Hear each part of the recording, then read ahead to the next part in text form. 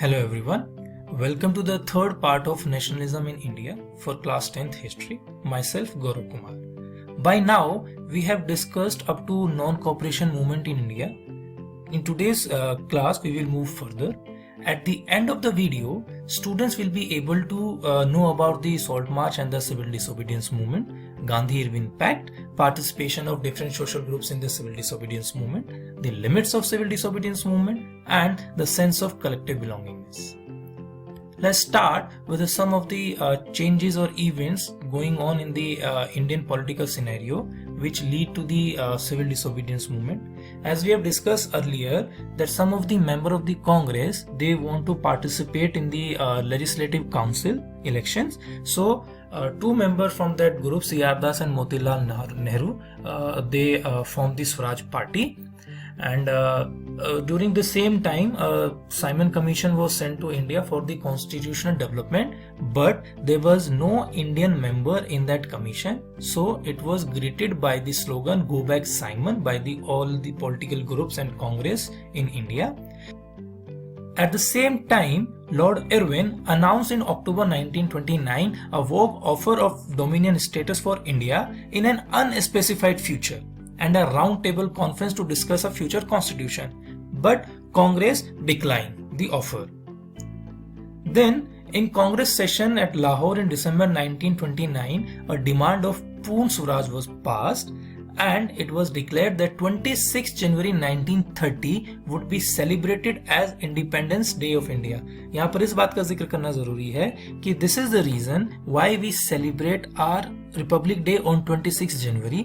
इस दिन की इंपॉर्टेंस को लोगों को बताने के लिए, ताकि लोग इस देश की इंपॉर्टेंस को हमेशा याद रखें, कॉन्स्टिट्यूशन कमेटी असेंबली उन लोगों ने 26 जनवरी को ही भारत का संविधान लागू करने का प्रस्ताव पास किया. Let's start with disobedience movement.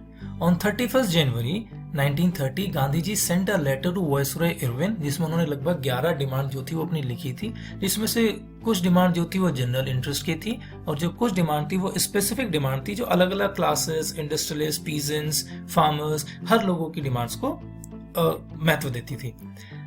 In demand में the most important was the abolishment of salt tax. Salt tax क्या था कि नमक कानून के तहत ब्रिटिश गवर्नमेंट के पास देश में नमक कानून का अधिकार था. They have the monopoly and at the same time tax was also imposed. तो according to Gandhi ji, it was one of the most oppressive face of British government. An ultimatum was given to the British government that if the demands were not fulfilled by 11th March, then the Congress would launch a civil disobedience campaign. अब हमें यहाँ ये जानने की जरूरत है कि why Gandhi ji opted to break salt law, जबकि और भी ऐसे बहुत सारे ऑपरेसिव कानून थे जिनको तोड़कर सिविल डिसोबीडियंस को स्टार्ट किया जा सकता था. क्योंकि डिसओबीडियंस का मतलब है ब्रेकिंग ऑफ लॉ, किसी की बात ना मानना, अवज्ञा करना, अवमानना करना.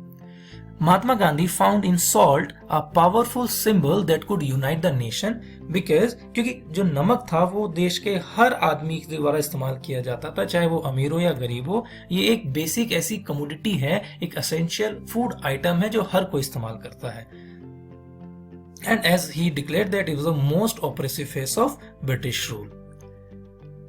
Lord Irwin and British government did not give attention to the 11 demands of the Congress and Mahatma Gandhi. So he started his famous Salt March accompanied by 78 of his trusted volunteers.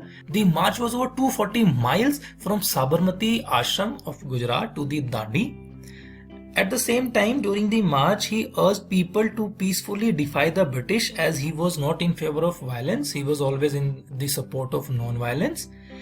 On 6th April, he reached Dandi and violated the salt law by manufacturing salt by boiling sea water. This breaking of law actually marked the beginning of the civil disobedience movement. These are the some pictures. Here Gandhi ji is breaking the salt law. Here you can see the route map of Dandi March. This is the starting point, Sabarmati Ashram, and this was the ending point, Dandi.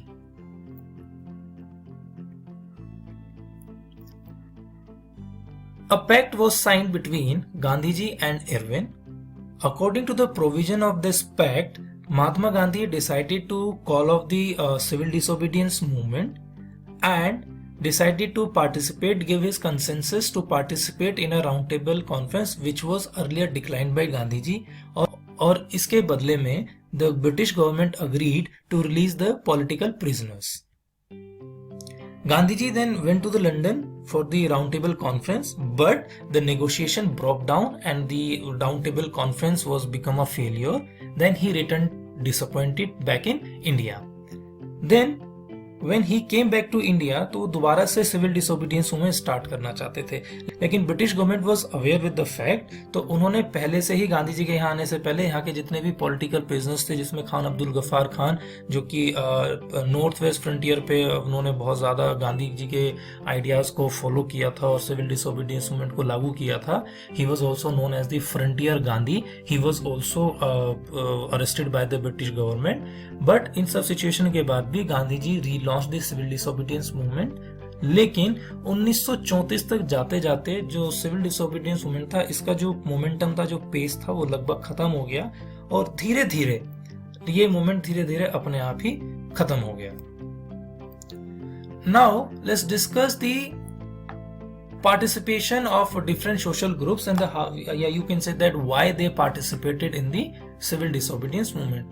First was rich peasants communities, for example like Patidars of Gujarat and the Jats of the Uttar Pradesh. उनके लिए स्वराज का मतलब था high revenue से छुटकारा. तो to get rid of this high revenue they were participating in civil disobedience movement. Poorer peasantry, they wanted the unpaid rent to the landlord to be remitted, but Congress जो था वो उनकी इस मांग को ज्यादा सपोर्ट नहीं करता था, क्योंकि उनको डर था कि अगर उनकी रेंट ना देने की मांग को अगर मांग लिया जाएगा तो जो रिच पीजेंट सेक्शन है सोसाइटी का, वो शायद फ्रीडम स्ट्रगल से अपने आप को अलग कर लेगा. तो this was the reason why there was a gap between Congress and poor peasantry. Then business classes who supported the non-cooperation movement also because they know with these movements it will give profit to them because of this Swadeshi and boycott movement.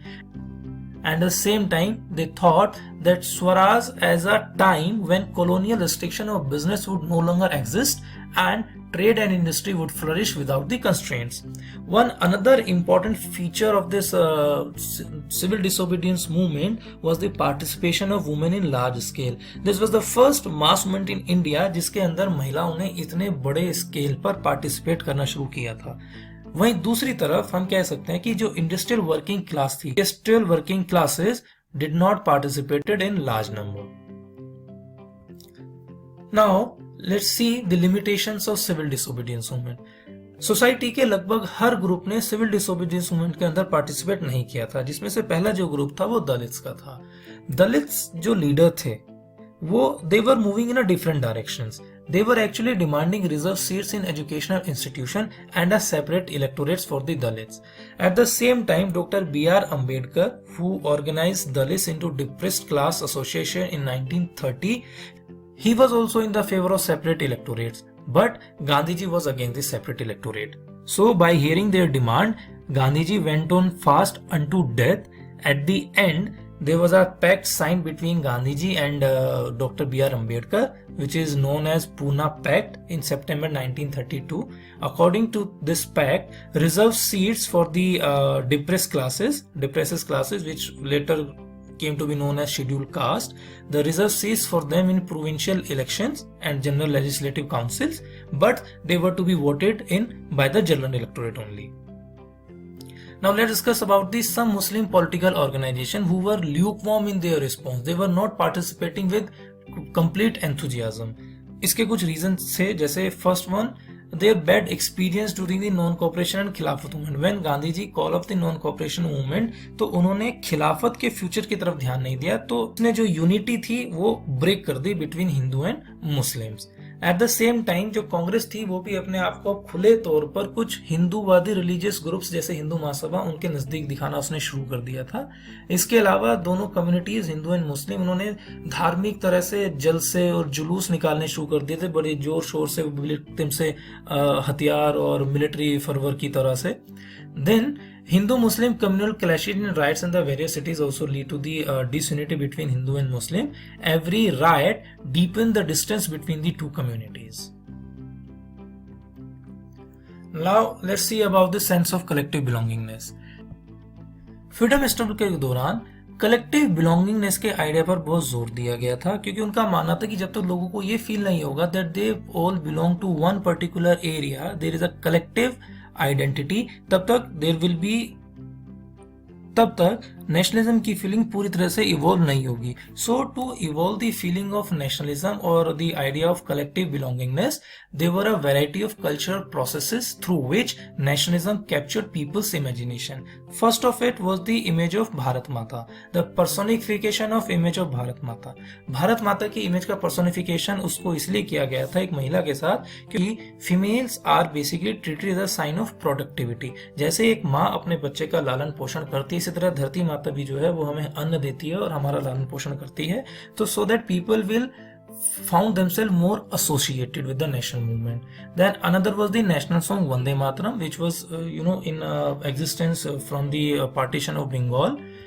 Then folklore, with the help of folklore, लोक गीत लोक कथाओं के through से भारत में अलग अलग जगह रहने वाले लोगों के कल्चर जो कस्टम थे उनको एक साथ यूनाइट करने की कोशिश की गई थी.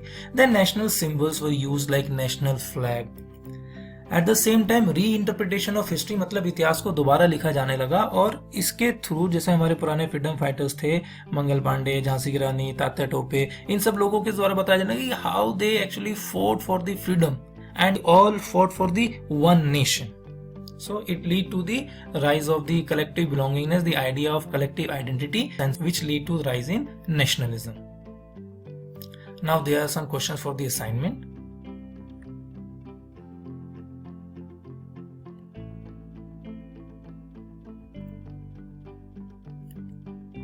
Thank you.